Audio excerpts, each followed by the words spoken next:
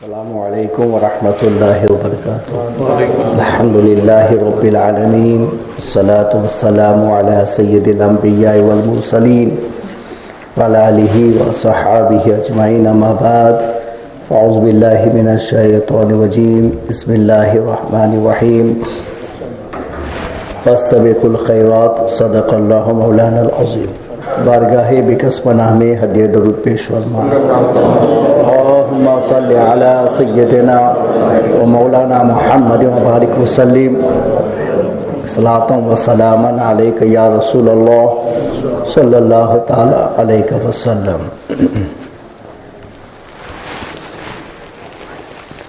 آپ نے یہ سماعت فرمایا کہ نیکیوں میں مسابقت کرنی چاہیے، یعنی کمپٹیشن کرنا چاہیے اور آگے بڑھنے کی کوشش کرنی چاہیے۔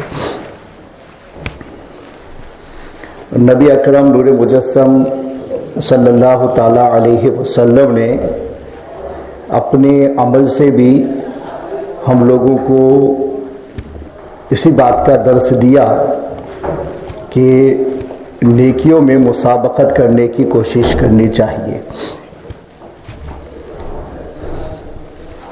اور وہ سبق ہم لے سکیں اس لیے اللہ تعالی نے یہ ارشاد فرمایا، لقد کان لکم فی رسول اللہ اسوۃ حسنہ، کہ اللہ کے رسول صلی اللہ علیہ وسلم میں آپ لوگوں کے لیے زندگی گزارنے کا بہترین نمونہ ہے۔ یعنی حضور اکرم علیہ الصلاۃ والتسلیم کو اللہ تعالی نے ہم لوگوں کو بہتری کا نمونہ عطا فرمایا حضور کی صورت میں۔ نمونے کا مطلب ہوتا ہے کہ اس کو دیکھ کر کے آپ یہ اندازہ لگا سکتے ہیں کہ یہ چیز پوری کی پوری اچھی ہے، کہ کہیں بھی آدمی کو پوری کوانٹٹی نہیں بتائی جاتی ہے، اس کا ایک نمونہ ہی بتایا جاتا ہے، اور نمونہ دیکھ کے ہم فیصلہ کرتے ہیں کہ یہ پوری چیز اچھی ہے۔ تو حضور اکرم علیہ الصلاۃ والتسلیم کو بطور نمونہ کے ہمارے سامنے پیش کیا کہ سارے انبیاء بھی اچھے ہیں، نبی آخر الزماں بھی اچھے ہیں، لیکن نبی آخر الزماں کو چونکہ آخری نبی بنایا ہے، فائنل پروفٹ بنایا ہے، اس کے بعد اب کسی کو آنا نہیں ہے تو نئی گائیڈ کسی کو نہیں مل سکتی ہے، اب اسی گائیڈ پر قیامت تک چلنا ہے۔ تو حضور اکرم علیہ الصلاۃ والتسلیم نے اپنی زندگی کے ذریعہ اور اپنے اخلاق کے ذریعہ ایسی تعلیم عطا فرمائی کہ قیامت تک کا انسان اس گائیڈ سے اپنے آپ کو آگے بڑھا سکتا ہے اور اپنے آپ کو کامیاب ترین مسلمان ثابت کر سکتا ہے۔ دوسری بات نمونے کی یہ ہوتی ہے کہ اس کی طرح آپ کو بننا ہے، اس لیے نمونہ عطا فرما کہ بھئی اللہ آپ سے کیا تقاضا فرماتا ہے، اللہ تعالیٰ آپ لوگوں سے کیا چاہتا ہے۔ تو نمونے کے طور پر اللہ نے نبی کو پیش کیا کہ یہ نبی جو تمہارے سامنے ہیں وہ جیسا کر رہے ہیں، جیسا عمل کر کے دکھا رہے ہیں، ان ساری چیزوں کو تمہیں اپنانا ہے اور اس کی کاپی کر کے تم کو ہماری بارگاہ میں آنا ہے۔ تو یہ ایک نمونہ دے دیا کہ کیا کرنا ہے، کہ ان کو دیکھو، ان میں جو نظر آئے وہ کرتے چلے جاؤ تو اللہ کی بارگاہ کے محبوب بن جاؤ گے۔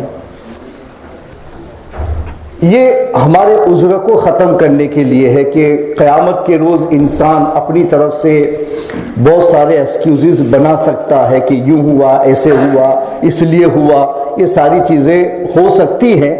تو اللہ تعالیٰ نے ان تمام ایکسکیوزز کے دروازوں کو دنیا ہی میں بند کر دیا کہ خدا کی بارگاہ میں آپ کو کسی بھی طرح کا بہانہ بنانے کا کوئی موقع میسر ہی نہ آ سکے، اور آپ کا جو عذر ہے وہ سنا بھی نہ جا سکے۔ ھذا یوم لا ینطقون ولا یؤذن لهم فیعتذرون، اللہ نے خود فیصلہ فرما دیا کہ قیامت کا روز جو ہے وہ ایسا روز ہے کہ اس میں کسی کو بولنے کی طاقت نہیں ہوگی، اتنے ڈر جائیں گے اور اتنے ان کے ہوش اڑے ہوں گے کہ وہ کچھ بولنا چاہیں گے پھر بھی بول نہیں پائیں گے۔ ھذا یوم لا ینطقون، یہ ایسا دن ہے کہ لوگ بول ہی نہیں پائیں گے، زبانیں بند ہو جائیں گی، اتنا خوف لوگوں کے اوپر سوار ہو جائے گا، کسی کا کوئی دماغ کام ہی نہیں کرے گا۔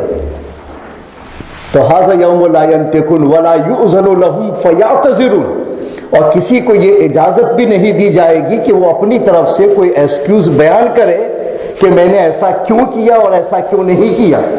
کوئی ایکسکیوز بھی نہیں سنا جائے گا، پرمیشن ہی نہیں ہوگا کہ تم بیان کرو کہ تم نے ایسا کیوں کیا تھا. بس وہاں تو ایسا ہوگا کہ تمہارے سامنے تمہارا نامہ اعمال کھولا جائے گا اور بتایا جائے گا کہ یہ تم نے کیا ہے. اگر تم کہہ دو کہ یس تو صحیح ہے، اگر تم کہو کہ نہیں تو آپ کو بولنے کی اجازت نہیں ہے.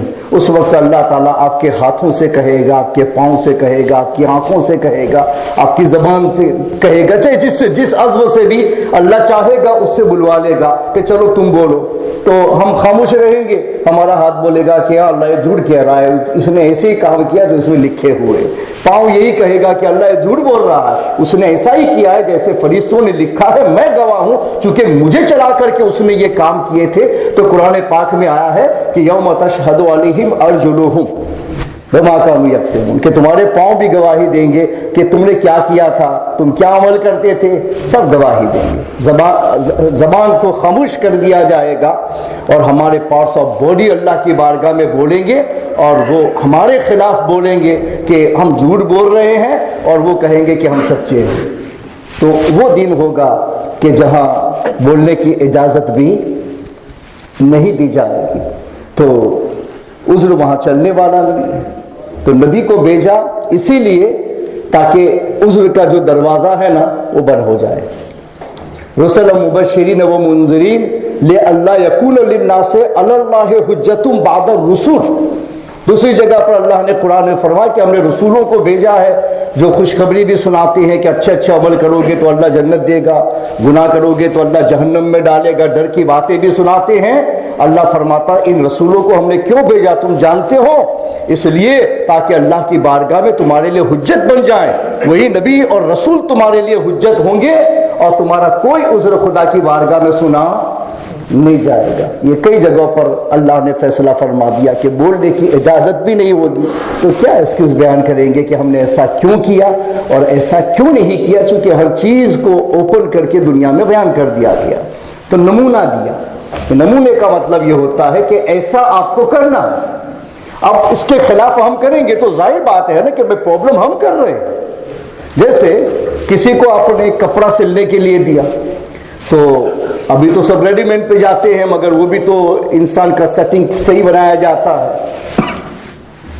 لیکن جہاں ہم لوگ آرڈر کر کے بنواتے ہیں اور اپنا ناپ دیتے ہیں، سٹائل بتاتے ہیں کہ بھئی کیسے بنانا ہے، جبہ بنانا تو کیسے بنانا ہے، کوٹی بنانی کیسے بنانی ہے، اوور کوٹ بنانا ہے کیسے بنانا ہے. جو کچھ بناتے ہیں پہلے اس کو بتایا جاتا ہے، یا پھر وہ ہم لوگوں کو بتاتے ہیں کہ بھئی ہمارے پاس میں یہ کیٹلاگ موجود ہے، اس میں ہم اتنی طرح کی کوٹیاں بناتے ہیں، اتنی طرح کے جبے بناتے ہیں، اتنی طرح کے اوور کوٹ بناتے ہیں، آپ کو کیسا بنانا ہے. تو آپ اندر سے پک کریں گے کہ بھئی کہ میں اس طرح کی کوٹی چاہتا ہوں، یہ آپ میرے لیے بنا لیجیے. میرا ناپ لے لیا، میں نے ان کو کپڑا دے دیا، سٹائل کو میں نے بتا دیا، اس نے اس کو ساتھ میں رکھ لیا. اب جب اس نے بنایا تو ٹوٹلی رونگ بنایا، ناپ بھی صحیح نہیں تھا، جو ہم نے کیٹلاگ سے پک کیا تھا اس کو بتا تھا وہ بھی نہیں ہے، اور ٹوٹلی الگ الگ بنا دیا. تو اب میں اس کو لوں گا یا میں اس کو واپس کر دوں گا؟ آپ کیا بولیں گے؟ واپس کریں گے. کیوں واپس کریں گے؟ اس لیے کہ میں نے فکس کیا نا کہ بھئی ایسا بنانا ہے، ڈیزائن یہ ہوگی، سٹائل یہ ہوگی، آپ کے کیٹلاگ سے میں نے پک کیا ہے. تو اب آپ نے ذمہ داری قبول کی، تو اس کا مطلب یہ ہوتا ہے کہ آپ کو ہو مجھے ایسا بنا کے دینا ہے تو میں قبول کروں گا، اور اگر نہیں ہے تو اب میری چوائس پر ہے، چاہے تو قبول کروں چاہے تو میں پھینک دوں. میں یہ بھی کہہ سکتا ہوں کہ میرے کپڑے کے پیسے بھی تمہیں واپس کرنے پڑیں گے، اس وجہ سے کہ تم نے میرے ساتھ میں دھوکہ کیا ہے، کہ تم کو سب کچھ بتا دیا تھا پھر بھی تم نے اس کے خلاف کیوں کیا. چونکہ نمونہ فکس کر دیا گیا تھا کہ ایسا ہی بنانا ہے، سٹائل ایسی ہونی. تو اللہ نے بھی یہ فرما کہ نبی اور رسول جو آپ کے درمیان ہے وہ اللہ کی طرف سے ایک نمونہ ہے، کہ اللہ یہ چاہتا ہے کہ تم کیسے بن کے خدا کی بارگاہ میں آؤ. تو اللہ نے صرف کہہ نہیں دیا کہ تم کہتے ہو میری سمجھ میں نہیں آیا ہے، میں آگے پیچھے ہو گیا یا یہ ہو گیا وہ ہو گیا، نہیں، بھیجا تاکہ وہ کر کر کے آپ کو بتائیں تاکہ آپ اللہ کی بارگاہ کے لائق بن سکو. تو اب وہ نبی آ گیا, اس نے خود کر کے بتایا. پھر بعد کے لوگوں نے, صحابہ نے ان چیزوں کو محفوظ کیا, کتابوں میں لکھوایا, اور وہ ساری کتابیں محفوظ کر کے ہم تک پہنچائی گئی تاکہ اس نمونے کے ذریعے سے اللہ نے کیا مطالبہ کیا ہے وہ سب کچھ نبی نے بتایا, ہمارے سامنے رہے, کبھی بھول نہ سکے. تو اب ہمارے سامنے ہے کہ بھئی نبی کی زندگی یہ ہے, نبی کی سیرت یہ ہے, نبی نے ایسا ایسا کیا ہے, تو اب تمہیں بھی ایسا کرنا ہے. اب اگر ہم اس کے خلاف جائیں یا اس پر توجہ ہی نہ کریں یا اپنی من مرضی سے سب کچھ کر لے جائیں, تو اللہ کی بارگاہ میں جب ہمارا عمل لے کے حاضر ہوں گے تو اللہ یہ تو پوچھے گا نا, نمونہ بھیجا تھا, بتا دیا تھا اسٹائل کیسی کرنی کیسی نہیں کرنی ہے, تو پھر تم اس کے خلاف لے کر کے کیوں آئے؟ نبی نے تو نماز ایسے پڑھی تو ایسا کیوں پڑھ کے آیا؟ نبی نے فلاں عمل ایسا کیا تو ایسا کر کے کیوں آیا؟ نبی نے ناخن اس طرح سے کاٹے تو نے اس طرح سے کیوں کاٹے؟ تو ہر چیز میں تم سے سوال تو ہوگا نا کہ تم نے نمونہ بھیجا تھا تو نمونہ کے خلاف کیوں کیا ہے؟ تو نمونہ نہ ہو تو آدمی آگے پیچھے ہو سکتا ہے, نمونے کے بعد آگے پیچھے ہونے کا سوال ہی پیدا نہیں ہوتا ہے. اور یہ اب اللہ کے اوپر ہے کہ میں غلط عمل لے کے گیا یا اسٹائل کے خلاف لے کے گیا یا جو بتایا تھا اس سے کچھ الگ ہی بنا کر کے گیا, تو اب اللہ کے اوپر ہے کہ وہ قبول کرے یا میرے منہ پہ مار دے. اگر قبول کر لے تو اس کا فضل ہوگا کہ چلو میں نے غلط کیا پھر بھی قبول کر لیا, اور اگر نہیں قبول کرتا ہے تو یہی اس کا عدل ہوگا کہ نمونہ بتایا تھا پھر خلاف کیوں گیا. تو ھذا یوم لا ینطقون ولا یؤذن لهم فیعتذرون, یہ ایسا دین ہے کہ جس میں بولنے کی بھی اجازت نہیں ہوگی, اور یہ ایسا دین ہے جس میں آپ کو ایکسکیوز کرنے کا پرمیشن نہیں دیا جائے گا. کیوں نہیں دیا جائے گا؟ اس لیے کہ اللہ نے نبی کو بھیج کر کے اپنی حجت کو مکمل کر لیا, اور نبی نے اپنی سیرت میں کچھ بھی باقی نہیں رکھا ہے. قیامت تک آنے والے انسان کو کیا کیا ضرورتیں پڑیں گی, کیسے اخلاق اس کے ہونے چاہیے, ہر چیز پر مکمل آپ نے روشنی ڈالی, اور اس کو عملی طور پر بھی آپ نے ہمیں کر کے دکھا دیا تاکہ کوئی غلطی امتی سے ہو نہ سکے اور سارے امتی حضور کے خدا کی بارگاہ کے مقبول بن جائے. فاتبعونی یحببکم اللہ, میرے محبوب کا فالو کرنا تو میں تمہیں اپنا محبوب بنا دوں گا. فرما دیا نا اللہ نے. تو ہمیں تو حضور نے یہ سیرت اس لیے دی ہے کہ ہم سب کے سب امتی, ایک نہیں دو نہیں, سارے امتی رسول اللہ کے ہیں. اور حضور یہ تو نہیں چاہتے نا میں سب کے لیے کچھ کروں اور کچھ کے لیے کچھ کروں, نہیں, حضور کے سارے امتی ہیں. جتنا ایک باپ اپنے بیٹے سے محبت نہیں کرتا اس سے زیادہ حضور اکرم علیہ الصلوۃ والتسلیم اپنے امتیوں سے محبت فرماتے ہیں. اس لیے آپ ہر ایک سے یہی چاہتے کہ بس میرا ہر امتی جنتی بن جائے, میرا ہر امتی خدا کی بارگاہ کا محبوب بن جائے, کسی کو ریجیکٹ نہ کیا جائے, کسی کے اوپر اللہ کی ناراضگی نہ آ سکے. اس لیے حضور نے ہر چیز کو اوپن کر کے کھول کر کے ہمیں بیان فرما دیا تاکہ میری امتی سے بھول نہ ہو. اعمال میں دیکھو, یہ حضور کی سیرت کی بات ہوئی کہ بھئی سیرت کا فالو کرو. حضور نے ہمیشہ اپنی سیرت میں فاستبقوا الخیرات کو سامنے رکھا ہے اور اسی کے ذریعے سے ہمیں آگے بڑھانے کی کوشش کی ہے. جیسے اللہ نے فجر کی نماز رکھی کہ بھئی دن شروع ہوتا ہے فجر سے, اسلام میں فجر سے شروع ہوتا ہے, اور باقی لوگوں کے وہاں سورج نکلنے سے شروع ہوتا ہے تو وہ سورج نکلنے کے وقت اٹھے ہیں, لیکن ہمارا وقت تو کہاں سے شروع ہوتا ہے؟ صبح صادق سے شروع ہوتا ہے. اس لیے ہمارا دن تو وہیں سے ہوتا ہے. اگر ہم اس میں سوئے رہ گئے اور نماز قضا کر لی تو حضور اکرم علیہ الصلوۃ والتسلیم نے فرمایا کہ دین کو کوئی چیز منحوس نہیں بنا سکتی ہے. جو ہم کہتے ہیں وہ کالی بلی دیکھ لی تو منحوس ہے, فلاں گزر گیا تو منحوس ہے, فلاں کا منہ دیکھ لیا تو منحوس ہے, یہ سب چیزیں بکواس ہے. اسلام میں اس کا کوئی وجود نہیں. ہاں وجود ہے تو کس کا کہ ہمارے آقا نے ارشاد فرمایا اگر تم نے فجر کی نماز نہیں پڑھی, سوتے رہ گئے یہاں تک کہ تمہاری نماز قضا ہو گئی, تو وہ دین تمہارے لیے سستی کا دین ہے, تمہارے لیے ناراضگی کا دین ہے, اور وہی دین تمہارے لیے منحوس ہے, تھا نہیں, مگر تم نے دین شروع ہوتے ہی اللہ کے حکم کی مخالفت کر کے اس دین کو اپنے لیے خراب کر دیا. تو خراب کون کرتا ہے؟ دین منحوس ہوتا نہیں ہے, ہم بناتے ہیں اپنے غلط کردار کی بنیاد پر کہ ہم نے نماز نہیں پڑھی تو دین ہمارے لیے کیا ہو گیا؟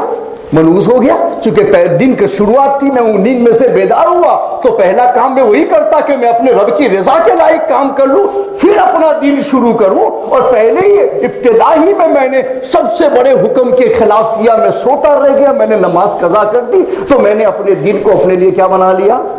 منحوس بنا لیا۔ تو دن کسی چیز سے منحوس نہیں ہوتا، مگر مسلمان سوتا رہ جائے، نماز فجر کی قضا کر دے تو وہ دین اپنے لیے اللہ کے حکم کی مخالفت کی وجہ سے منحوس بنا دیتا۔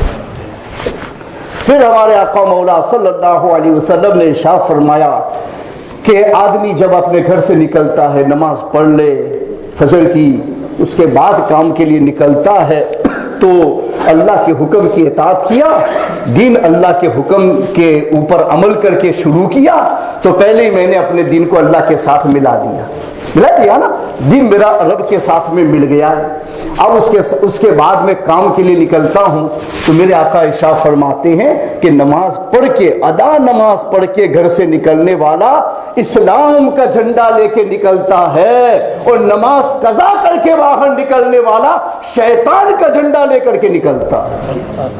یعنی تم ایڈورٹائزنگ کر رہے ہو، اگر تم نماز پڑھ کے نکل رہے ہو تو میں اسلام کی ایڈورٹائز کر رہا ہوں کہ میرے ہاتھ میں جھنڈا ہے، میں فجر سے اٹھ گیا تھا۔ کسی نے کہا اتنا جلدی کیوں اٹھے تھے؟ کہا اس لیے کہ میرے رب نے مجھے کہا کہ میں اپنے دن کی ابتدا اس کی نماز کے ذریعے سے کروں، اس لیے میں اٹھ گیا تاکہ میں اس حکم میں خلاف نہ جاؤں، اور میں اپنے دن کی ابتدا اپنے رب کے نام سے کروں، اس کے فرض کی ادائیگی کے ساتھ میں کروں۔ تو میں نے اپنے اسلام کو روکا نا، اسلام کو تھاما نا۔ تو حضور فرماتے یہی اسلام کا جھنڈا ہے، الگ سے کوئی کپڑوں کے جھنڈے نہیں ہیں جس کو ہم دنیا میں لہرا کے بتاتے ہیں کہ ہم نبی کے چاہنے والے ہیں اور نبی کو ماننے والے، اس لیے کپڑوں کے جھنڈے دنیا کو دکھانے کے لیے ہوتے ہیں، اور رسول اللہ کے بتائے ہوئے عمل کے جھنڈے اللہ کی بارگاہ میں بتانے کے لیے ہوتے ہیں۔ وہاں وہ جھنڈا دیکھا جاتا ہے جس کو روحانی جھنڈا کہا جاتا ہے، جو نظر نہیں آتا ہے مگر وہی اللہ کی پسند ہے، وہی اللہ کا تقاضا ہے، وہی جھنڈے لے کر کے چلو۔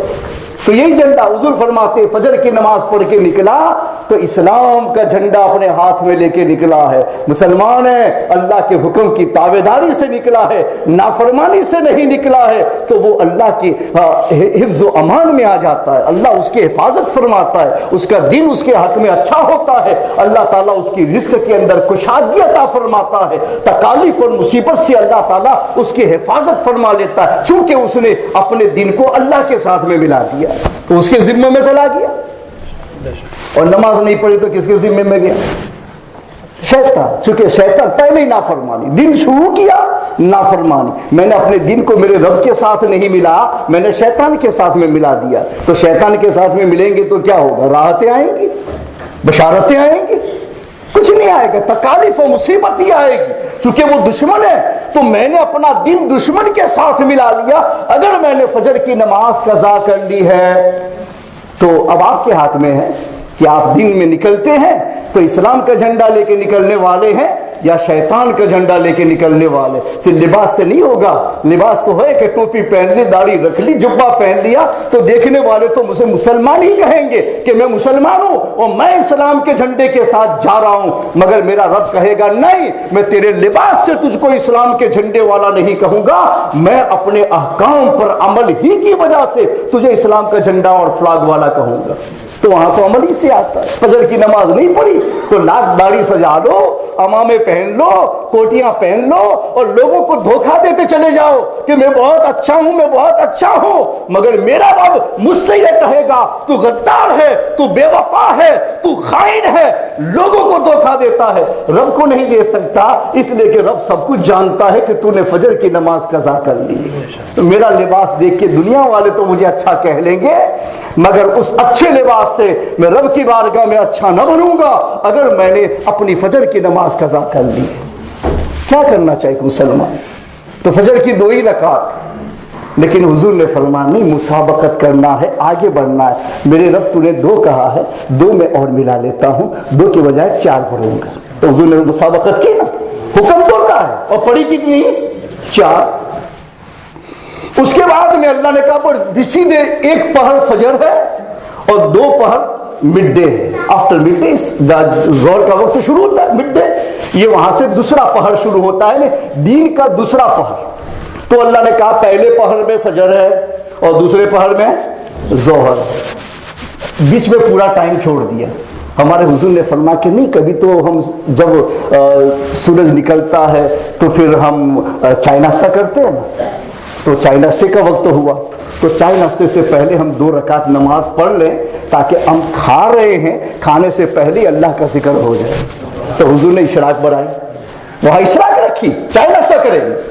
پھر آدمی 10 بجے میں اوپر صبح میں جو ہے وہ لائٹ ناشتہ کر لیتا ہے، جیسے چائے پی لی، تھوڑی بسکٹ کھا لی، پھر تھوڑا کام کے لیے جب جاتا ہے، لیٹ جانا ہو جیسے 9 o'clock وغیرہ کو جانا ہوتا ہے تو پھر تھوڑا سا بگ ناشتہ کر لیتا ہے تاکہ راستے میں کھانا ہی نہ پڑے اور آنکھیں کھا لیں گے، ایسا کرتے ہیں نا۔ تو ہمارے حضور نے فرمایا نہیں، اس سے پہلے پھر ہم ایک نماز اور پڑھیں گے۔ ایک لائٹ ناشتے کے لیے اشراق پڑھی اور فل ناشتے کے لیے کیا پڑھا؟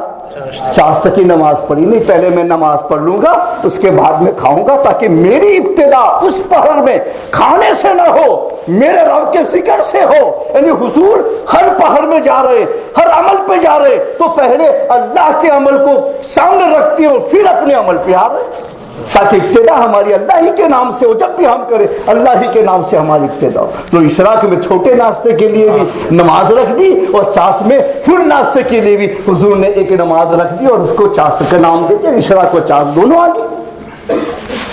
اور پھر تیسرا پہر آتا ہے، عصر کا وقت ہے، تو تیسرا پہر شروع ہوتا ہے تو اللہ نے کیا رکھا؟ نماز۔ تیسرا پہر شروع ہو رہا ہے، پہلے میرا ذکر، بعد میں تو جو کرنا۔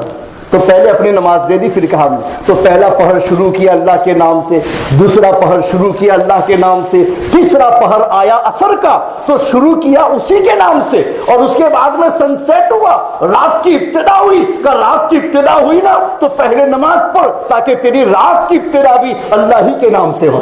تو میرا دین بھی اللہ نے اپنی ہی نماز سے شروع کروا دیا اور میری رات کو بھی میرے رب نے اپنی ہی نماز سے شروع کروایا، تاکہ ڈے بھی اللہ کے ساتھ میرا مل جائے اور میری رات بھی اللہ کے ساتھ میں مل جائے۔ اس کے بعد میں ہم کھانا کھاتے ہیں، سب کچھ کرتے ہیں، اور پھر عشاء کا وقت ہوتا ہے، پھر اس کے بعد میں ہم سونے کا اہتمام کرتے ہیں۔ اور سونے کے لیے جا رہے ہو تو پہلے سونے سے پہلے نماز پڑھ لو۔ تو اللہ نے وہاں بھی نماز رکھ دی تاکہ سونے کے سے پہلے نماز ہو۔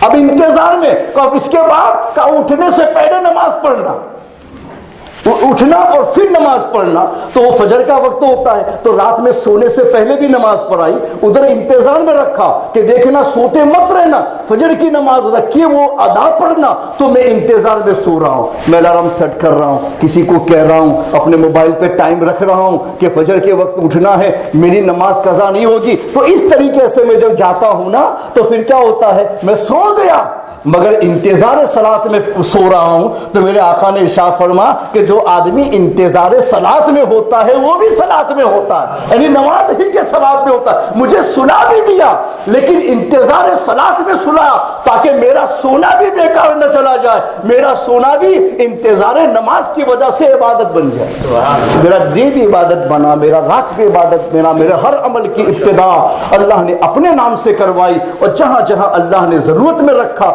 وہاں حضور نے آگے بھی رکھ دیا، کچھ سنتیں پیچھے بھی رکھ دیا، تاکہ پتہ چلے کہ جتنا رب نے مانگا اتنا نہیں، مسابقت ہم تھوڑا سا آگے بڑھ کے کچھ رکعتیں اور پڑھیں گے تاکہ رب اور خوش ہو جائے کہ میرا بندہ میرے حکم پر بھی عمل کرتا ہے اور اپنی چوائس سے کچھ بڑھا کر کے آگے بڑھنے کی بھی کوشش کرتا ہے۔ یہی تعلیم ہے فاستبقوا الخیرات کی، اور ہمارے نبی نے اپنی زندگی کے ہر عمل کے ذریعے سے ہمیں اسی بات کا پیغام دیا ہے۔ اگر ہمیں بھی کامیابی چاہیے تو ہمیں ایسا ہی کرنا چاہیے۔ اس پر کوئی تفصیل آئندہ وما علینا الا البلاغ۔